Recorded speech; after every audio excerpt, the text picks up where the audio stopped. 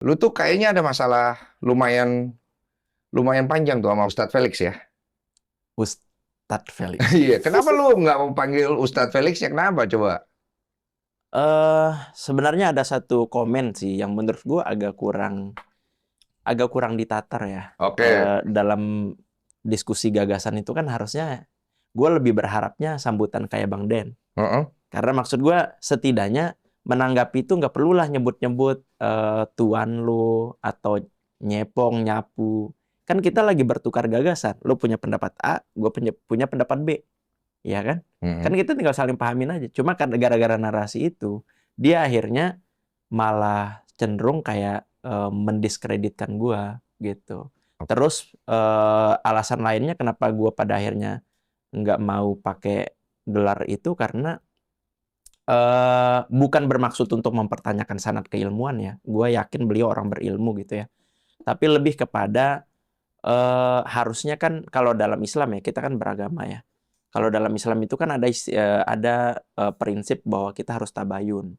Itu Mm-mm. yang bilang juga Al-Qur'an gitu kan. Mm-mm. Al-Hujurat ayat 6 itu jelas banget gitu bahwa apapun ketika ada orang fasik datang kepadamu maka tabayunlah. Membawa informasi maka tabayunlah. Tunggu dulu, biar orang agak ngerti. Awal mulanya itu gara-gara apa?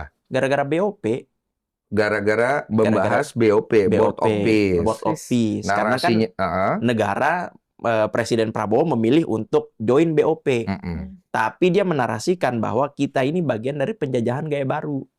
Ya. Ya kan? Pada saat itu. Karena narasi itu gue tanggapin dong. Oke. Ya kan? Karena itu kan bagian dari diplomasi.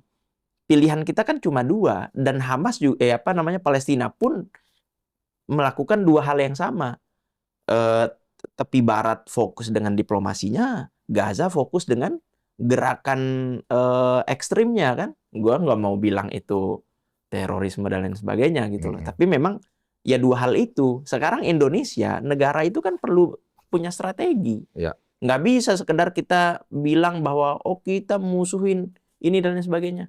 Kan ini negara, bukan personal. Kalau personal ya silahkan. Mau bawa narasi narasi eh, apa emosional misalnya atau mau bawa narasi diplomasi silahkan. Kalau gue udah kenyang dengan narasi diplomasi dengan narasi emosional ketika di pesantren. Mm-mm. Bahkan setiap hari gue menghafal lagu-lagu Palestina. Bahkan setiap hari gue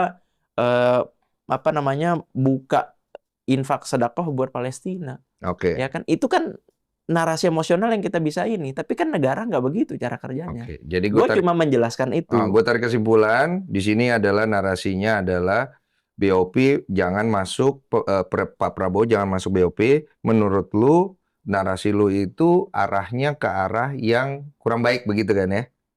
Narasi dia dong. Narasi gue cuma meluruskan. Oke. Begini Kemudian, loh, gitu. Tapi tanggapan dia di komen gue malah bilang sapu terus bang.